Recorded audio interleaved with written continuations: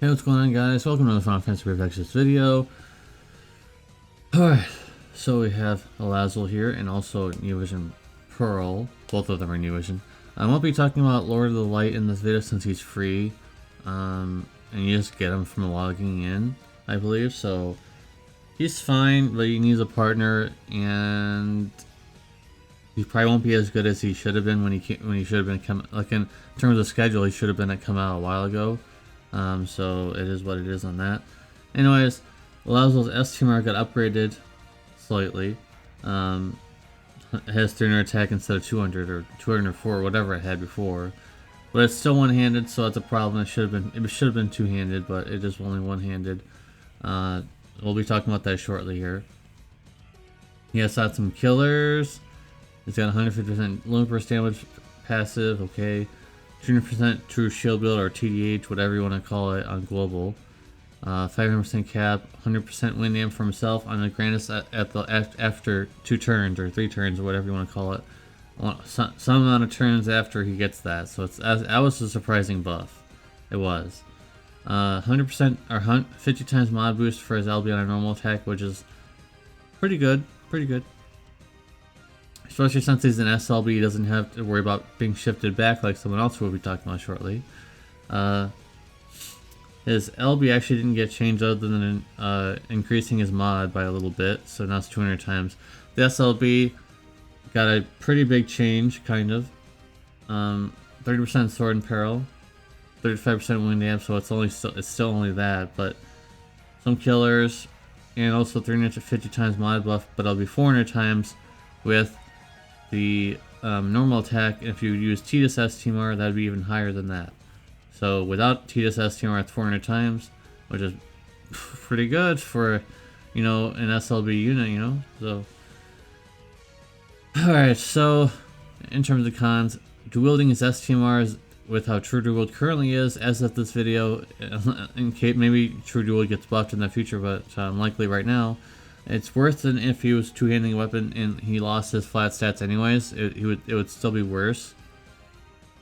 True dual wielding these, because remember, you need to spend a lot of stuff to make him true dual wield. You need to spend a lot of slots. So when it comes down to slots and comes down to variants and everything, he's still stronger with a two-handed weapon than using his STMR. So it's not worth going for 2 of his STMR there, guys. It's not. Trust me. Believe me, you don't want to do that. And only one use of his grandest, so you'll have 1 turn basically with 100% wind amp. So it is what it is on that. Anyways, let's go ahead and get that score revealed. 7.5 out of 10. He's alright, but nothing, too groundbreaking.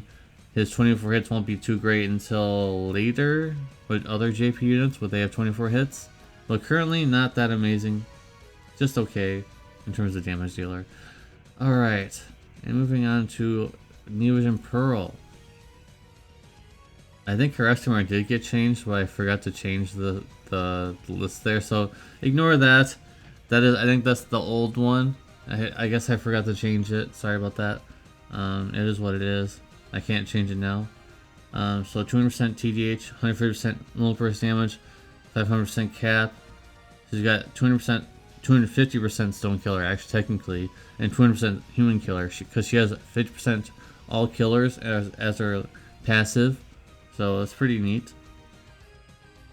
Sadly, they didn't increase her hammer in peril, but they did increase the LB damage buff by 50%, and now she has a dark in peril, and on top of that, her modifier is a bit higher. Dark physical damage 24 hit, it better be higher. 24 hits, 330 times, and if you do it one more time after that, it's 380. And if you do her normal attack, you can add another 50% or 50 times on top of that. Alright, let's get into her. I know all about her because I've used her quite a bit. Base form is literally useless, completely useless. It does nothing. You're just waiting until you can shift back. So it would have been better if they just gave her infinite turns. Because of something else here. Goodness, is only one use, whatever. You have to waste. This is the worst thing. This could have at least been on her base form. You gotta waste one of your limited turns, which is only 4, to get that mod boost up. So now you're not LBing for 1 turn. So is it worth it? I don't know. That would require some damage testing. Is 50 times mod boost on her LB for 2 or 3 turns worth it over just LBing for 4 turns? We'd have to test that. I'm not pulling for her, so I can't really do that. So we'd have to find out some other way, I guess. I guess that's up to you. Is it worth doing 50 times mod buff to get even stronger modifier on her LB there? Anyways, let's go ahead and reveal her score here, guys. 7 out of 10. So she came out on JP, and she was technically one of the strongest damage dealers, but it didn't last very long. She's awkward to use. She needs to shift and be there, and then when she shifts back to her base form, it's completely useless. I mean, usually Brave Shift units with a limited time usually have a weaker base form, but this takes the cake for the weakest base form of all time. She does absolutely nothing useful, so that's a big con. Should be really good in like for quick trials or something, I guess. But other than quick trials, I mean, you have to do things very quickly. So it is what it is on that. Anyways, that's gonna be it for this video, guys. Very quick video here. I got not that quick, but pretty quick. Thank you guys very much for watching. Make sure to subscribe to the channel to see more reviews like this. Like the video if you like my reviews, and hope to see you in the very next video. Peace.